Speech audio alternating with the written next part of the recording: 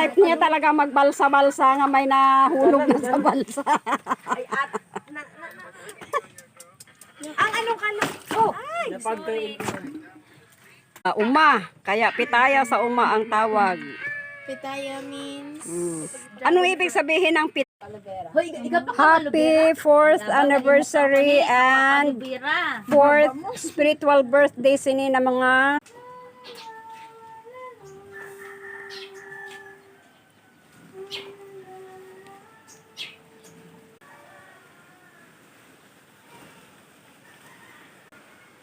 ito yung aking pitsay na bagong tanim. Pinasok ko talaga siya sa kulambo para hindi siya ano ng mga manok. Ito siya, ang aking punla at ayan ay nilagay ko sila sa paso.